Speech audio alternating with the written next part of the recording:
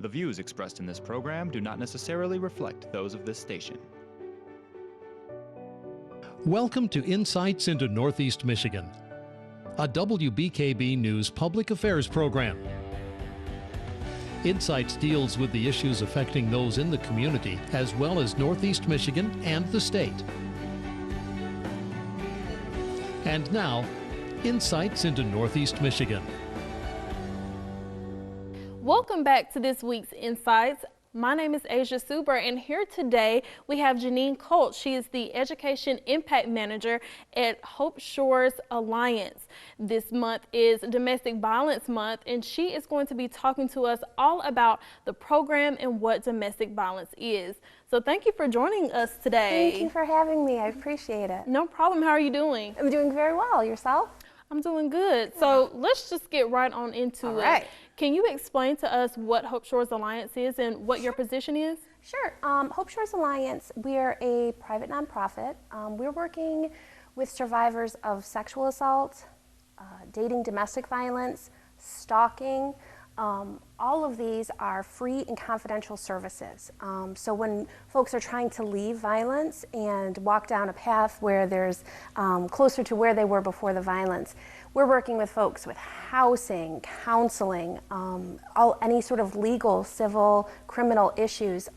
When folks are trying to leave, it's really leaving behind a good chunk of their life. So it takes a whole team of people to try to get them to a spot where they're safe again. And speaking of that process, when a victim walks in, where do you start? I mean, it depends. Our services are all survivor-led, so and empowerment-based. So that's really saying that there is no blueprint, there is no cookie cutter, there is no one way to get back on that path, especially since domestic violence impacts everybody. It does not care how much money is in your bank account, the color of your skin, or who you worship. It impacts everybody. So just respecting the intersectionality of people are going to have other issues coming in as well as the domestic violence. My role is to try to make our services so that they are inclusive to everybody. We're meeting survivors where they're at with their faith, with the color of their skin, making sure that we are inclusive for folks who aren't able-bodied. It's a pretty big task, and we'll be working for it for years to come. And I would imagine so. What are the numbers looking like in Alpena? Have they decreased from last year? Have they went up? They have absolutely gone up every single year. Domestic violence alone, we went up 20%, which is saying a lot because we've about 4 or 5 years ago really put an effort to be known in our counties that we serve as the place to go to when there's been sexual violence, and we've done an amazing job. Our community partners have really come through and sent referrals our way, partnered with us so that we have emergency responses. We're now doing that with domestic violence, the thing most people know us for. When we changed our name from Hope Shores Alliance, from Shelter Incorporated, it was really that push for folks to see us not just as the women's shelter. If somebody calls us the women's shelter, we don't get too upset. We just want people to know that our services are very all-inclusive. For instance, if somebody doesn't feel like they need safe house services, they absolutely get the benefit of all of our free and confidential services. We're not just the safe house. And so, speaking of the safe house, could you tell us a little bit about that? Such as, is it families that can come with this, or have you seen men at these safe houses? Yeah, so the safe house is one service because sometimes when people are fleeing violence, they need to flee. It's not safe for them to walk around, and especially in rural communities where it's just a true statement, even if you're not living in Alpena County, if you're in one of our outlying layers, it can be easy to guess where that person might be. So we're going to also utilize other things that I don't want to go into because we don't want perhaps abusive people to know about these. But the safe house itself, unfortunately, because we have been so our numbers have increased, the demand for our services, we have added an additional bedroom to the safe house. So now there could be up to 6 families. For everyone's safety at this time, it is women and then of course their children, so anybody under the age of 18. And even then we would look at, if there's a cognitive issue. Our goal though is for, because we recognize violence impacts everybody, especially marginalized people. We want to make sure that the safe house is open for everybody, regardless of gender and all of those things. Right now, we're dealing with a space, and that space makes it very difficult to have everybody feel safe together. It's something that we're working towards, though, so that everybody has an opportunity to flee violence. And now with the safe house, is it just one? Yes, we have the one that is located in Alpena County. For other counties, we're utilizing things more creatively, such as motel models and things of that ilk, yeah. Oh, okay. And how many counties do you serve? We serve Alpena, Alcona, Mount Morenci, Presque Isle, and Iosco. Wow. Yeah, we have a huge service area. Somebody told me, I think it's larger than the state of Delaware. Wow. So we travel. We do have physical locations in most of these counties, but still, when you think about how many folks don't have transportation, and then how many of the counties we serve don't have public transportation, it requires us to be remote and really get out into our community and work with libraries and schools to help us find a safe place to meet with folks. Yeah. Well, do you all offer any type of counseling for mental health and things like that? Sure. Our counseling is specific to the trauma that is directly related to domestic, sexual assault, all of those things. That's really our niche. So we're working with folks sometimes who are receiving counseling services somewhere else and would like to specifically look at how perhaps violence in their childhood, sexual or domestic or otherwise, and how that pattern has kind of carried out throughout there. But this would include for children, for men, for women, for those who aren't quite feeling like either one of those boxes fits for them, as well as the advocacy, which is a little bit more of there are things that we need to take care of, getting birth certificates, somebody going to court, all of those, getting appointments, housing, all of that. It's all included and it's all free and confidential. And have you seen women who do come to the safe house, do they stay safe far as when they leave? Are they going back to that relationship, or what comes after the safe house? For even going back as far before somebody enters, last fiscal year we had over 800 just calls specific to domestic violence on our hotline. Some folks call and they're just dipping the toe in the water to see what could it mean, what could it really mean, because if you were to think about leaving your life, that has got to be terrifying. Your home, your children, all of those things, your pets, all of that becomes priorities. So for some folks, they need to kind of go one step at a time and see, is this possible? For folks who maybe haven't had jobs or know what their bank account is, it's really a lot. So it does. For quite a few people, it takes them a while. And violence, it's across the spectrum. So there's also a lot of survivors who we were able to get to more permanent housing. We were able to get them help them get jobs and have daycare for their children, and we're able to meet all of those goals. But trauma you don't fix it. It's not a cold you get over. It comes back. So we're here not just for folks who have an active police report. We're here for people across the lifespan, understanding that anybody can be triggered by anything. It's the thing about a trigger, you don't know it's there until it happens. So we want to be in the community for everybody, regardless of what's going on in their situation. And I totally agree with that.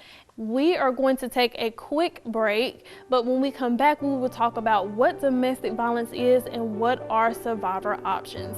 Stay with us.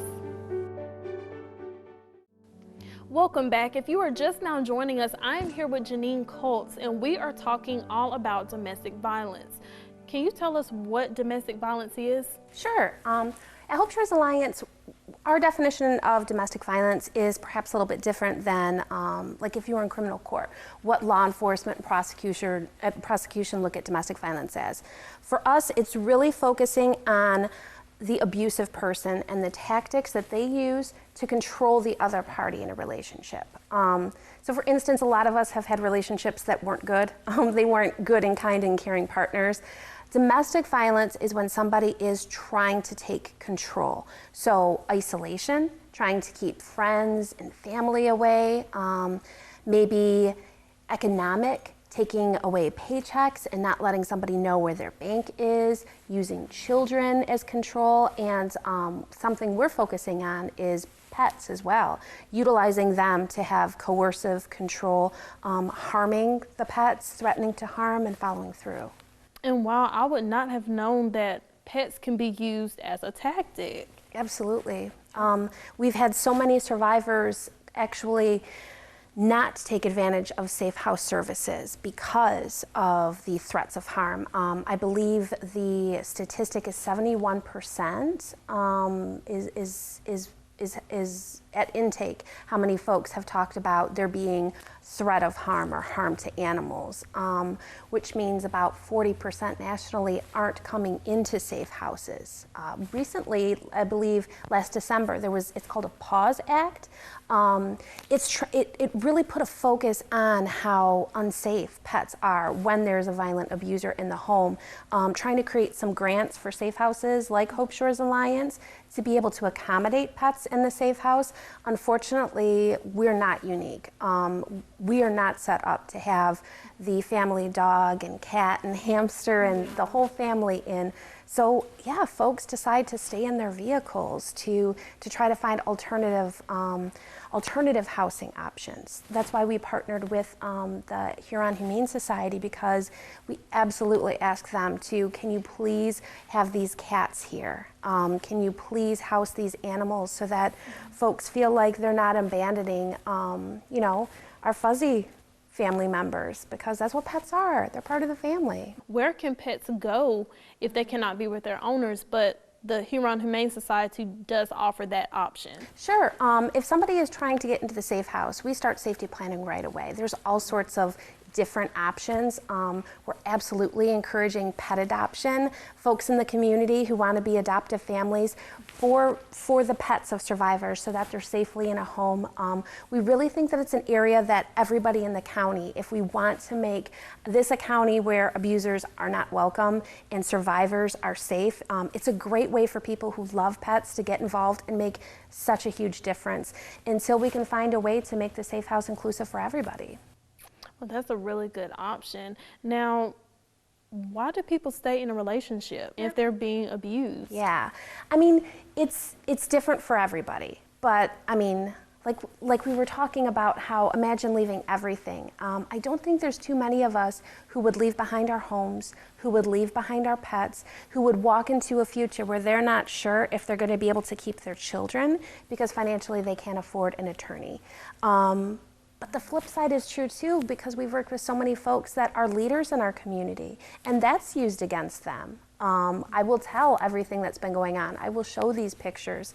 What abusers do is they find what makes us vulnerable and they use it against us.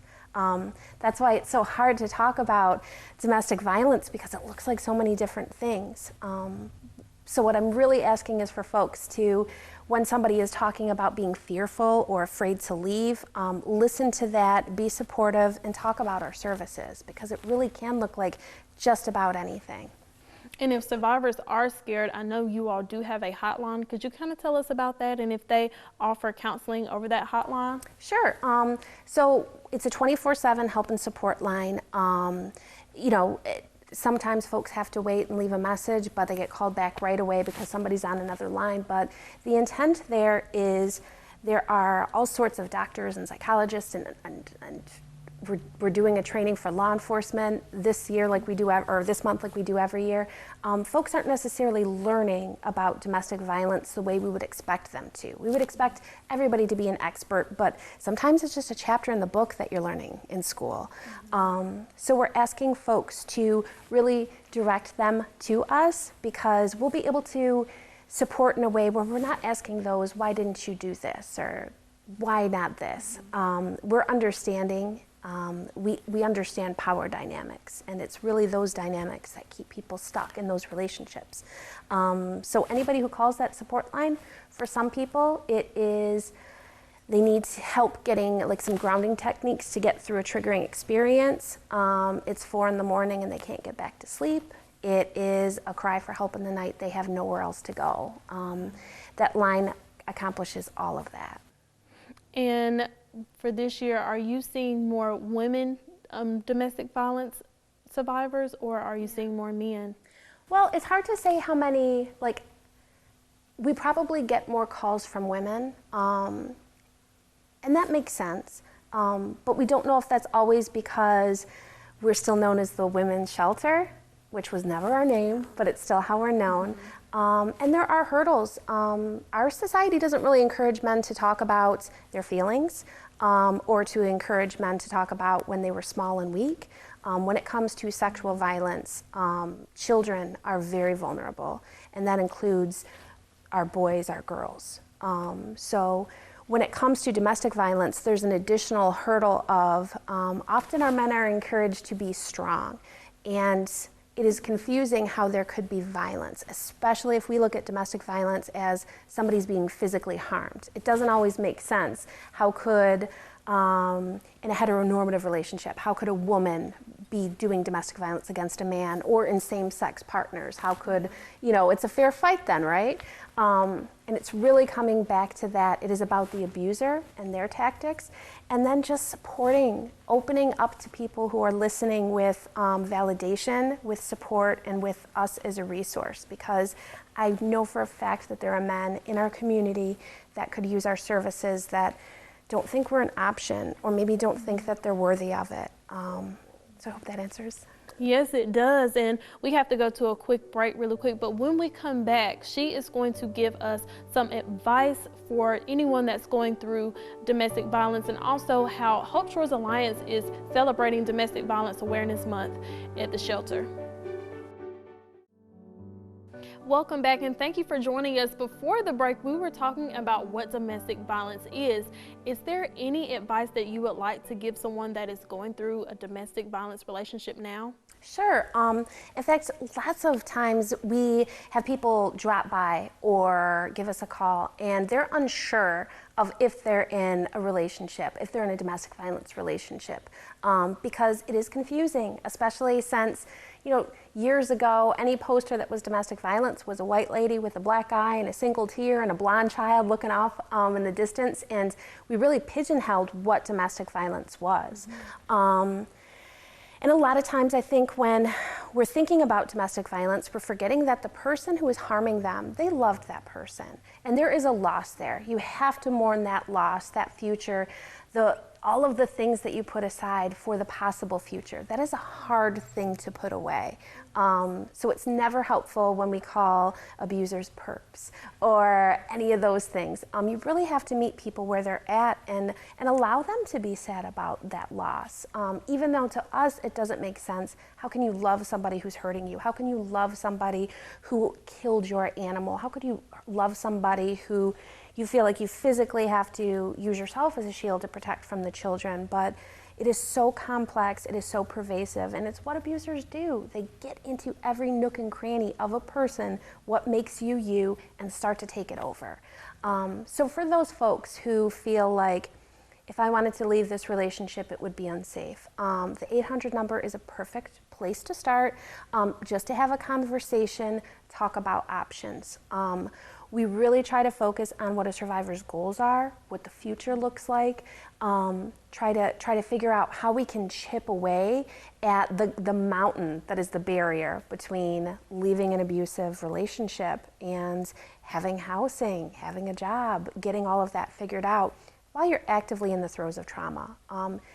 It is a Herculean task. It is, when I think about, they have Big Brother and Survivor and all these game shows where it's so minuscule what they're asking, and they give big cash prizes. Leaving violence is way harder than that. So please reach out is what I would say. Understand that if you reach out to a friend or family member and you're met with questions or resistance or confusion, that has nothing to do with you. It's just societally we don't talk about domestic violence, so we don't all understand how pervasive and how difficult it is to leave.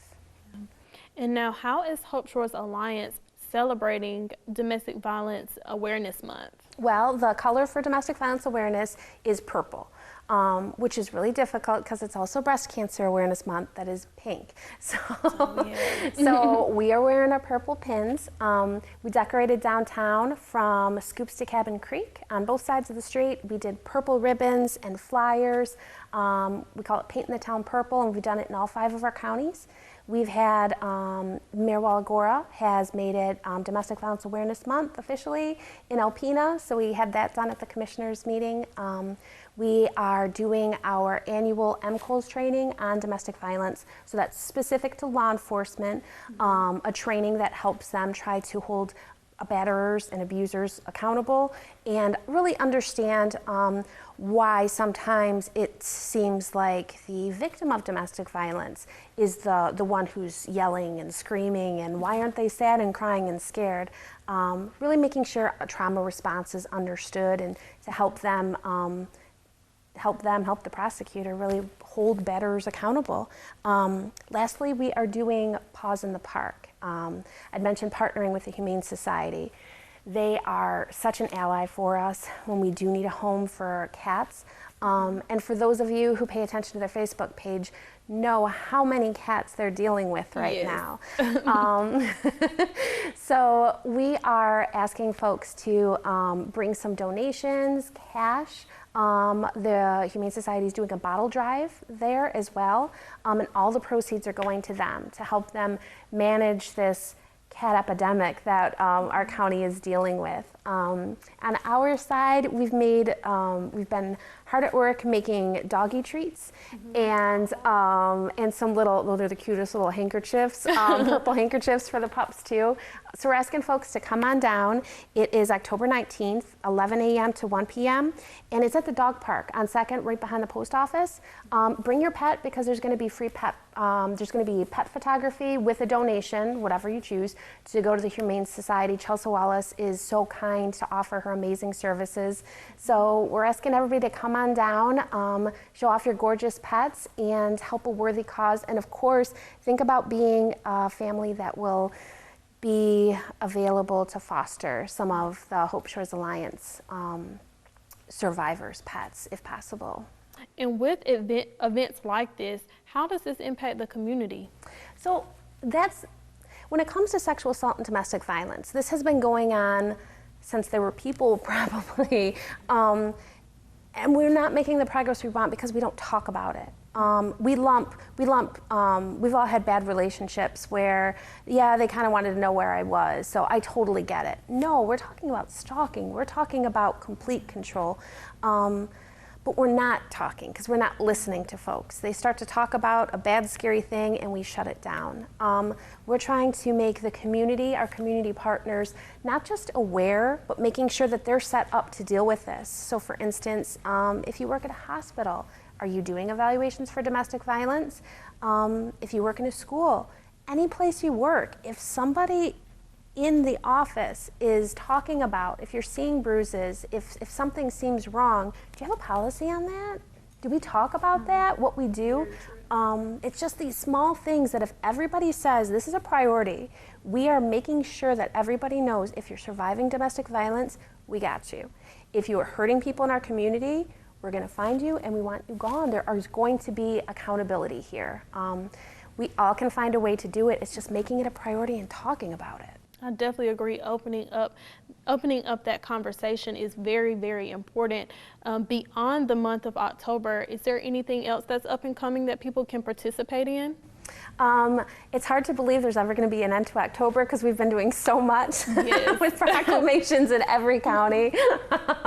Our big awareness months are April Sexual Assault Awareness Month. We'll be doing teen dating violence in February, and before you know it, it's January, that's stalking awareness. And that there's a reason that's a whole other month, because with technology and all of the apps for folks who have something turned on to find your phone, we have generations of people who are born with phones in their hands, and there are so many apps that make stalking easy, and the laws haven't necessarily caught up, but we are absolutely getting there. So January is going to be a big deal, getting the word out, making sure that folks know there is relief, and how to help out everyone in our community who suffers from it.